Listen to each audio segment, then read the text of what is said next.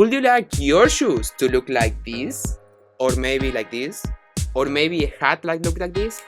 Well, I'm here to teach you how to do it. And for that, I developed my own technique to design embellishments directly on your costume. That means you will draw them, paint them, and then apply the rhinestones without appliques, without stitching, without any extra effort. I'm gonna show you how I made these belts, how I painted and rhinestoned all of the design directly on the costume. You can do this on your shoes, on your hat, on your purse, and in some of your fabrics too. For this project, I also use rhinestones of every single size, so you're gonna see me struggle with the smaller stones available in the market. My name is Nikki Boo. I am an international award-winning burlesque performer. In this section of the channel, I show you how I struggle through my own projects and how sometimes I arrive to some results. Now, are you ready? Then buckle up, baby! Our crafting hour starts now. This is my little studio where I make all my things and I spend most of my time if I'm not on stage or looking at the ceiling. If you know anything about me, it's that I love rhinestones and I love them like obsessively. You don't have to be like me, believe me, it's a problem. I like rhinestones so much that I buy them in bulk, in huge amounts. At the end, it's a little cheaper that way, but it's because I use a lot of them. In this video, I'm gonna talk about rhinestoning props. It can be something like a solid prop, like a shoe, or it can be something soft, like bendy, let's say this hat.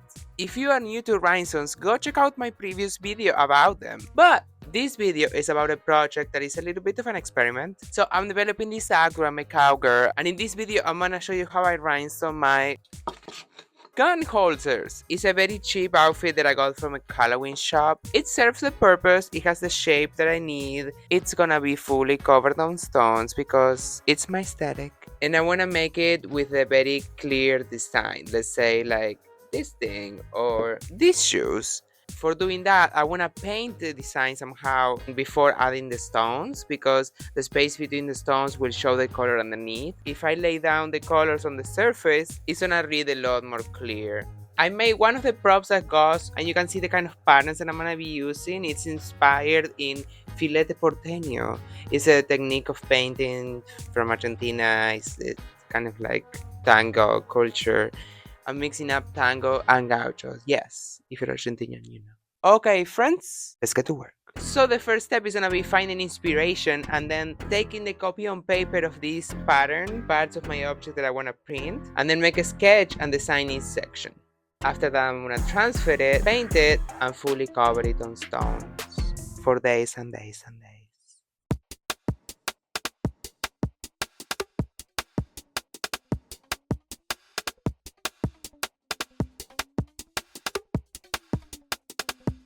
This shape is really easy to trace over a piece of paper, so I'm just doing that. There are different ways of making patterns that I can show you in a different video. I love the style of art made in Buenos Aires. It comes from tango culture, and I like the idea of mixing tango and the cowboy because it's the two main things that represent my country. I'm just printing some examples from the internet and using them as a reference. I don't know how to paint this style, so I have to just copy it. You can trace designs by having a light behind them or using carbon paper. In this case, I just made my design by cutting and pasting prints.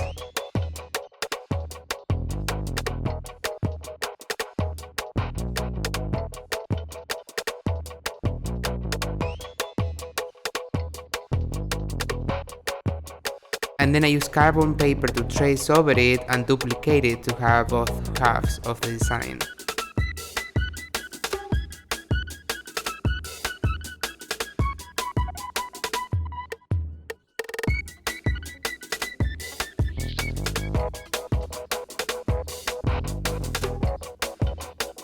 Next, I created a color scheme for reference using markers.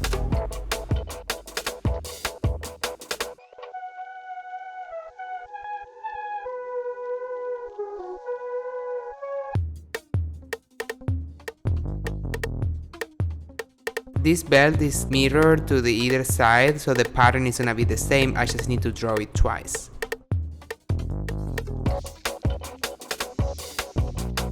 Alright, we are back at the crafting table and I have all my patterns ready. As you can see, we went from like a quick mock-up where I printed some inspiration and I glued it together into a design that I like to do. I will not learn to paint this style for this project, so I did transfer the design. That's why we went from a mock-up to a tracing paper copy where I finish a design and I try some of the colors. I only had these colors available at the moment when I made the mockup, so these are not gonna be the final color scheme because I tried these Sharpies and they are acrylic paint and they stay very well. I tested it on the material and I figured this is gonna be great for making shoes, for making all kind of props. So I made myself a little birthday present. It is a 36 pack of Sharpies and I will have so many more color options. Will I struggle to pay rent next month? No. For real, I don't know how to open a box without breaking it, and apparently this is not the exception. But look at this. It's not really necessary to do the colors on your pattern. I wanted to try out how they look and that's why I did it. I made myself one more transfer. And this is where the magic happens. Sharpie is alcohol based, which means if I wet the surface of my leather and then I press the pattern against it, it should transfer. I will try it out. I have a bottle with alcohol and I'm gonna just mist and clean the surface, and then I'm gonna lay my pattern, always the ink side facing down. I'm gonna do it in kind of two halves. Let's say mist, lay down. I'm not sure how much pressure I will need. That didn't work. Something important is you want a very light mist and then you want to try not to move the pattern around too much. Wetting the surface didn't work. Let's try now wetting the paper and then transferring to the surface. Damn it. That didn't work. I gave it a little thought and I decided I will go old-fashioned with a puncher and I will just make little dots along my lines and that way transfer the drawing and then retrace it with Sharpie afterwards. I'm gonna just secure my pattern in a few spots. This is gonna be the hardest because I cannot lay the prop completely flat. The belt is gonna be more comfortable to work on, but it's not too bad. So what I'm gonna do is little holes to tell me where the drawing is at. I'm gonna be able to see the lines later and redraw it. This is the most fun part of a project. Punching the holes was quick and easy. Once I removed the paper, I just followed the dots and I connected them into lines. Always remember to wipe down your surfaces with alcohol before adding paint or markers or glue over them. And then I simply filled up the design and it got very colorful very quick.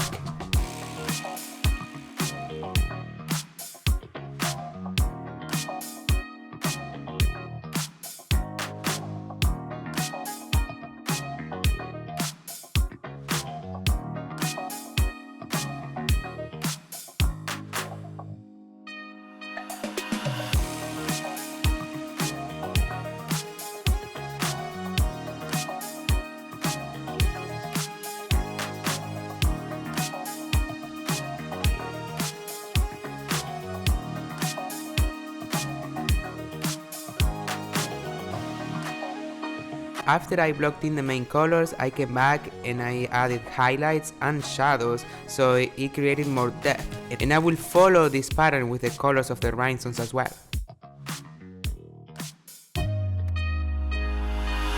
Hey you, if you're still watching this video, please give it a like, click subscribe and leave your comment. I wanna know what you think and I wanna know if you have any questions. Remember friends that the more you interact with the video, the more it gets out there and the more people can find it. And it is motivation for me to make them. So please like, comment and subscribe. And this is where we got now.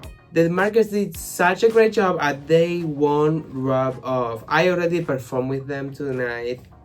This is a prop that I have used for years at this point. I am so excited to cover this on stones, but it is a very intricate design, so I'm not sure if the stones that I have are gonna be small enough to fit inside the drawing without distorting too much. I'm gonna show you how it's gonna look at the end. This is another prop that I already made for this act, and you can see how the stones, you can read the drawing, but maybe they blur it a little bit. So I'm gonna check. I have a bunch of colors. These are the colors that I already have that kind of match the design colors. These are all SS20 and SS16, which means about 5 and 4 millimeters. And there are some resin, some jellies, and some unfoiled rhinestones, which will show the color of the painting underneath, and maybe I will use some of those. So I'm gonna test them out and see how they look on the design.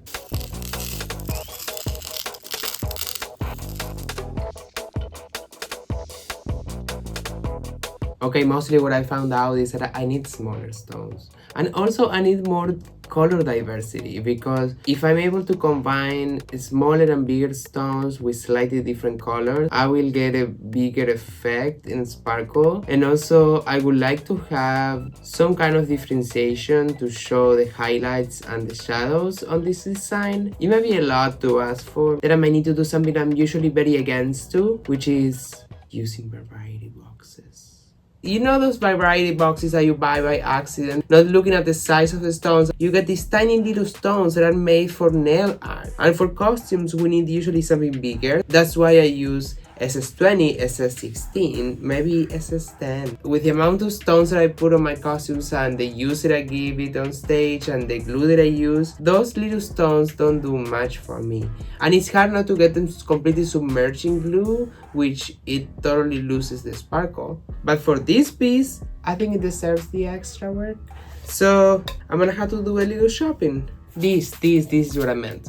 Friends, I just got my rhinestones on the mail.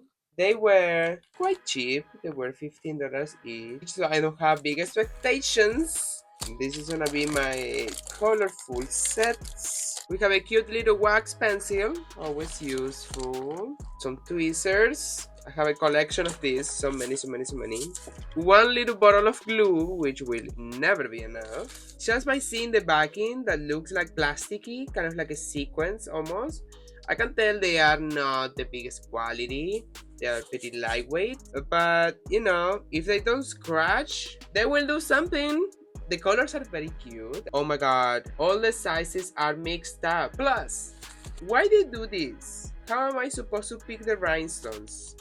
Now they come in these little boxes. You tell me, how am I supposed to pick the rhinestones without getting them all mixed up with the colors? I don't understand. Thankfully, I have my rhinestone sorter, so I can put each color and we put them on the top, and I'm gonna separate it by size. At least I have that, but then I need to figure out how to take them out of these boxes without. I had tried with a spoon, I had tried with a brush, but it is unavoidable to get them all mixed up, so I'm gonna need to figure out a way. I'm gonna try to mix up some really good quality stones when I can from my own stash, but this is gonna be a good base to start, and let's see what's the coverage for this amount of stones. I also bought myself a gold package. Ooh, this one brought 3 bottles of glue, and you see how they can collect over time. These ones were also advertised as resin, but I would classify these as jellies, especially these ones. They're jellies. All of these was $15, so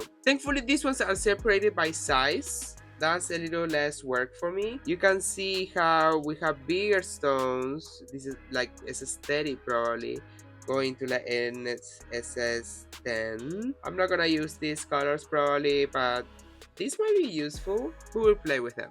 Now let's figure out a way to take them out of here. I have an idea that I've been thinking on it for a while. I wanna try it, so let me show you. And I also have these tiny little ones from nail artists that I bought by mistake before. You can see how tiny they are. And I think they might be useful for some of the highlights. Maybe I can use them and finally take rid of them.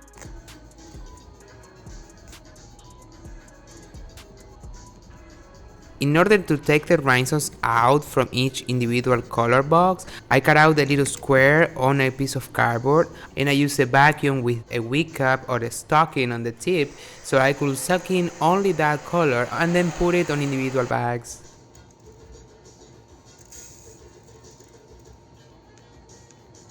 Now finally, it is time for the sparkles.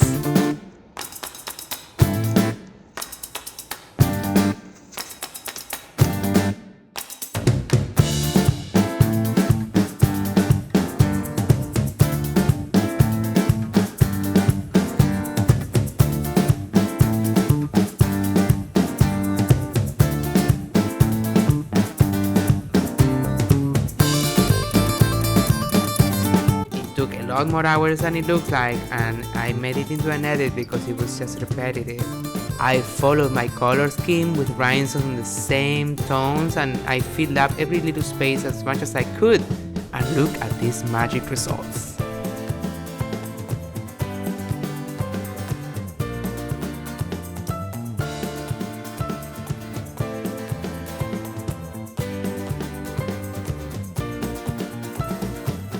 Alright friends, there you have it. What do you think?